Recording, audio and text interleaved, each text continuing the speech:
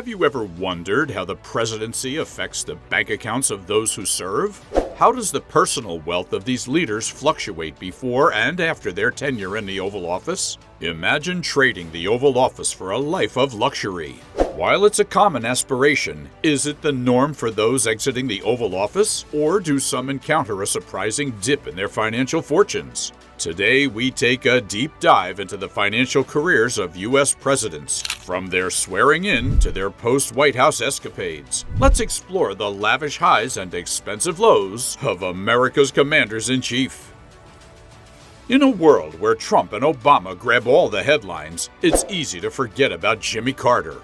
But hold up, let's not sleep on Carter's legacy and start our list with him. Not the flashiest president, but Jimmy Carter deserves more than just a footnote in history. When Jimmy Carter became president in 1977, he was over $2.3 million in debt from his businesses. His financial woes continued during his presidency, with rumors suggesting he was $1 million in debt. But Carter's story is one of resilience. He managed to rebuild his fortune effectively, and today, his net worth stands at around $10 million.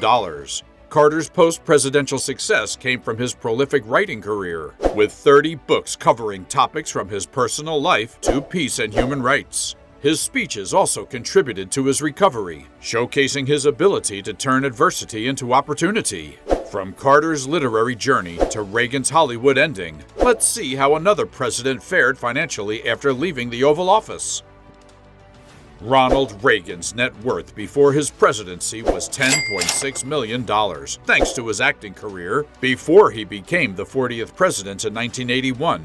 After his presidency, his wealth increased to $15.4 million through book deals and speaking engagements. In addition to his numerous book contracts, he received $5 million for An American Life and Speaking My Mind. His 2 speeches at a symposium in Tokyo earned him $2 million, bringing his net worth to $15.4 million. But all that money was of no use to him, because 5 years after leaving office, he was diagnosed with Alzheimer's disease, from which he eventually died in 2004. As we reflect on Reagan's legacy, we turn to the Bush dynasty, where oil and politics mixed to create a substantial fortune. The 41st President of the United States had a net worth of around $4 million before he took office in 1989. With a well-invested fortune from the oil business, George H.W. Bush later increased his wealth through consulting activities and lectures, which brought him to around $25 million at the time of his death in 2018. Bush co-authored many books and became an advisor to the Carlyle Group after leaving office. He earned $50,000 to $75,000 per speech. Following in his father's footsteps, George W. Bush also capitalized on his presidential fame, but with a Texas twist. George W. Bush entered the presidency with a fortune of $20 million. He had a higher net worth when he took office than any other president except Trump. And when he left office in 2009, his net worth had doubled to $40 million. How did he achieve this? Well, through a combination of speaking engagements, each earning up to $175,000, and successful book deals. After his presidency, W. Bush gave at least 200 speeches between 2009 and 2015, earning between $100,000 and $175,000 per appearance. With the 3 books he wrote between 2010 and 2017, he earned $7 million with his first book deal. He currently owns a ranch in Texas worth $1.3 million and usually travels in a Gulfstream 4, which he may own or have chartered. Now, Barack Obama may have stepped into the presidency with a modest $1.6 million, but he stepped into a money shower. Post-presidency, the Obamas' net worth ballooned to between $70 and $85 million with the help of their friends at Netflix and in the publishing world. Rumor has it that they could end up with $240 million. Now that's what you call a presidential retirement plan.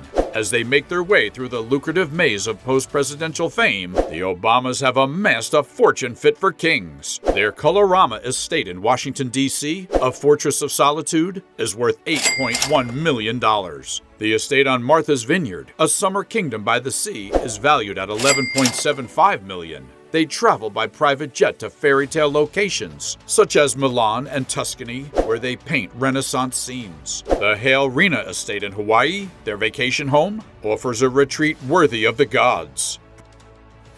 Back in '92, Bill Clinton's net worth was sitting pretty at $1.3 million. Not too shabby for a man from Hope, but as it turns out, Hope doesn't pay the bills. Post-presidency, Clinton faced a legal fee landslide that left his wallet at about $16 million lighter. That's enough to make anyone's budgeting spreadsheet quiver in fear. It's safe to say, those legal fees took a bite out of his budget bigger than the one he took out of his Big Mac. But this slump didn't last long. Clinton made a spectacular recovery and amassed over $153 million from his speeches alone. Today, his net worth stands at a staggering $120 million, and he still earns between $10 to $30 million a year. His real estate portfolio includes a $1.7 million home in Chappaqua, New York, and a $2.85 million mansion in Washington, D.C. Oh, and did I mention the private jet? Because every ex-president needs one. Bill Clinton's jet is like Air Force One, but with fewer security briefings and more legroom. Donald Trump, the real estate mogul and former president, was already a billionaire when he moved into the White House. But his wealth didn't exactly thrive in the political climate. In fact, he's the only one of the 7 U.S. presidents who had less money on him when he left the presidency than when he took office. How much did he lose? A whopping $700 million. Trump built up a real estate empire and a famous brand with a $1 million loan from his father. When he took office as president, his net worth was a staggering $4.5 billion, according to Forbes. But by the time he left the White House, it had dropped to a mere $2.3 billion. The reason? Well, maybe the universe decided to play Monopoly with Trump's properties. Trump's properties, once worth a whopping $1.7 billion, were suddenly burdened with over $256 million in debt. Trump's resorts and hotels, which resemble castles in the air, were $330 million in debt. Trump's presidency is characterized by a rare financial downturn. But despite the financial storm, Trump remains the richest former president in U.S. history.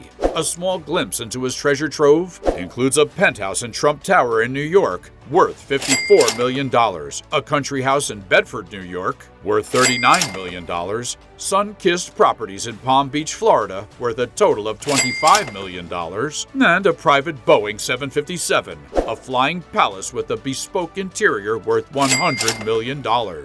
You think Trump's wealth is staggering? Click here to discover how Kim Jong-un's billions make Trump's fortune look modest. Not only Trump, but the North Korean leader's riches are rumored to dwarf those of any U.S. president. What does a president's financial career say about their legacy? Does it reflect their priorities, their values, or simply the opportunities that came their way? What do you think about it? Share your thoughts and don't forget to like and subscribe for more eye-popping content.